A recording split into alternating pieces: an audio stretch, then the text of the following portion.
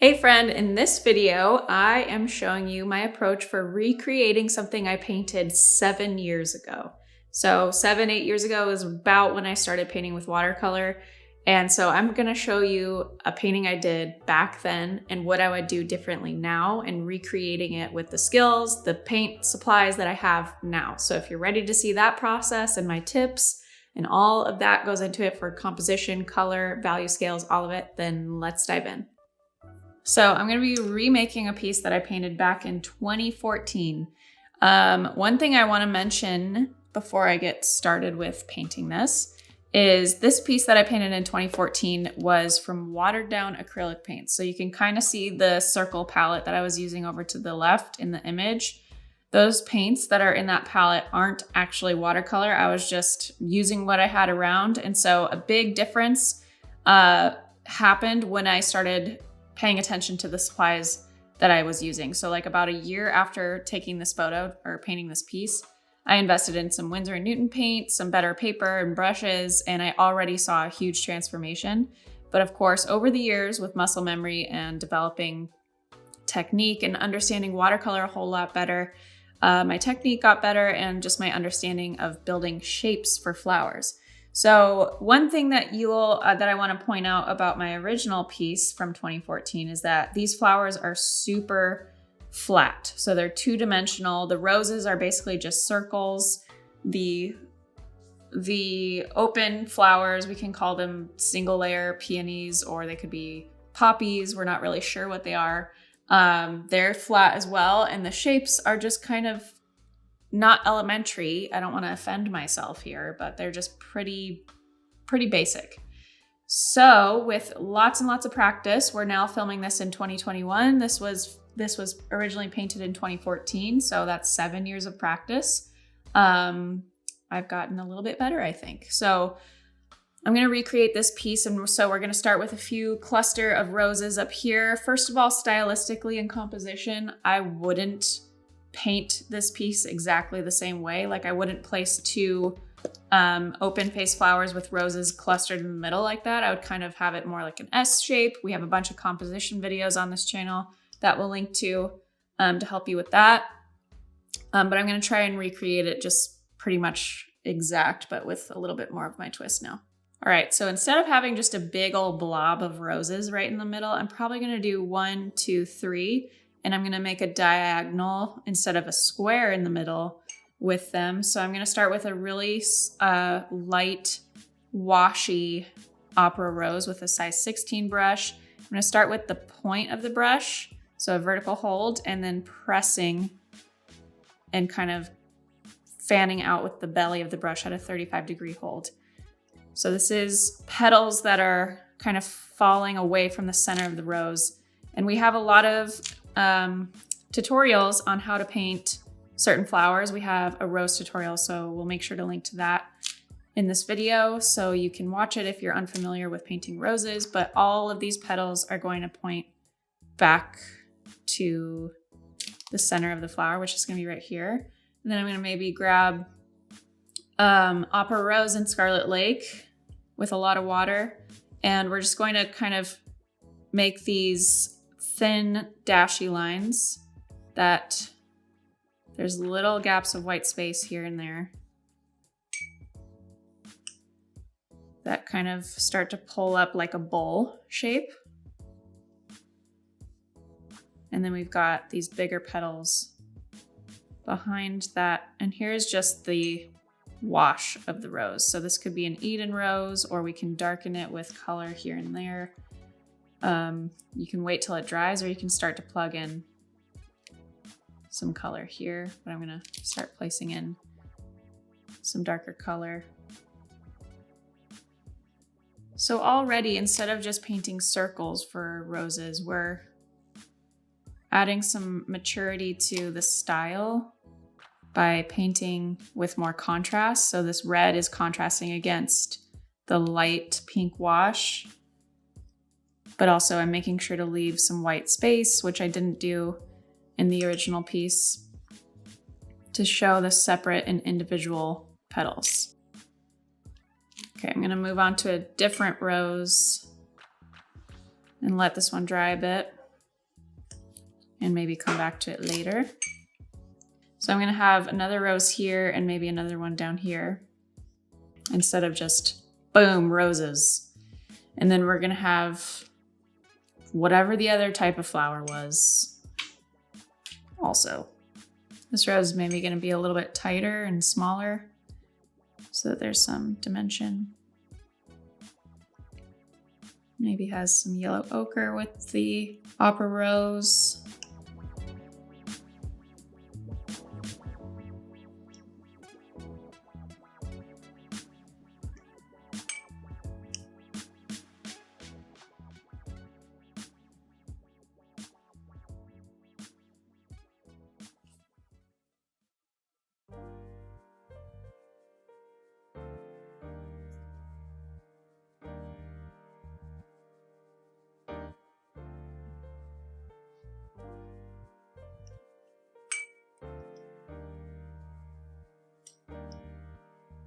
And one more rose right here.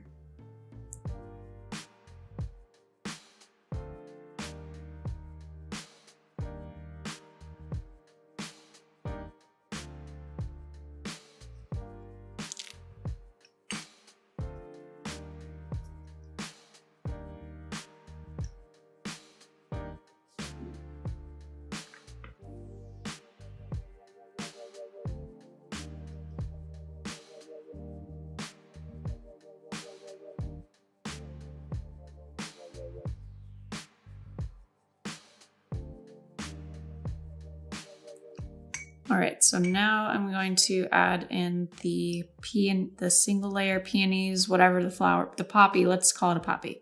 In the original piece, I basically used the same colors for every single flower. So I'm gonna mix it up and maybe do some more orangey poppy color. Starting with a lighter wash first. And I want this to be the highest point on my piece, so I'm gonna come in a little bit and not be so high up here.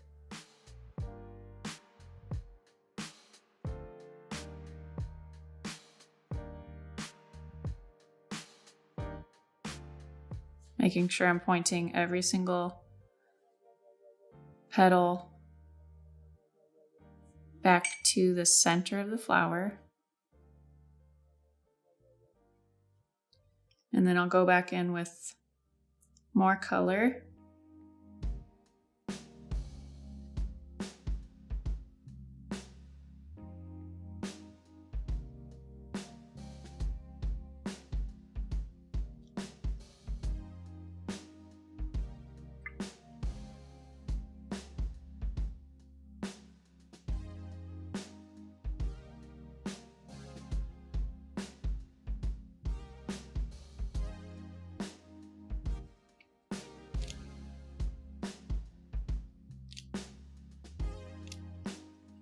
And then do the same thing down here,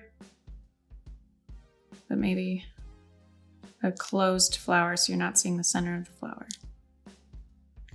So like in the original piece, all of the flowers were the same shape, the same size, and same style. Now we have some side-facing flowers, some closed flowers, some open flowers.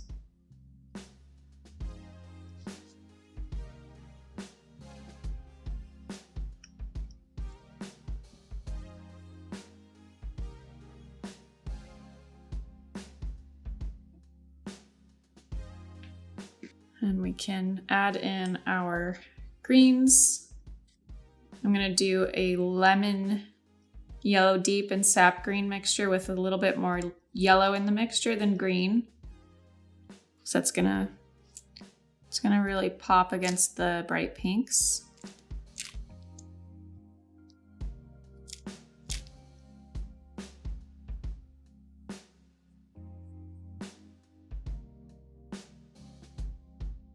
And put a leaf over here.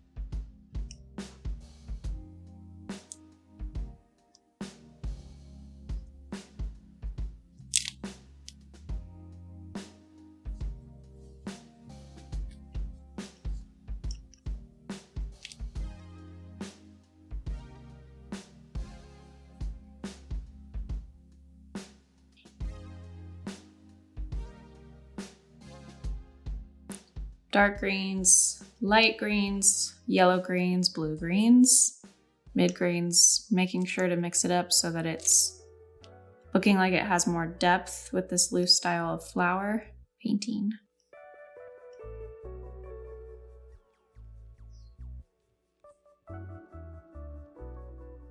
And we're about done.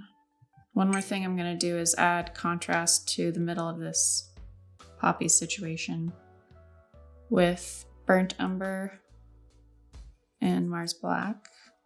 And I did this before in a poppy tutorial that we posted on here, so I'll link to that in this video, but I'm pinching the hair of my size 16 brush with this dark brown mixture. I'm just going to add some of it like so.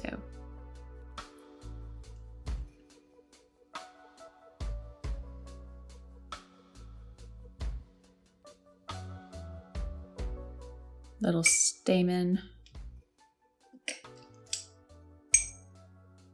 And finally, more contrast on these roses.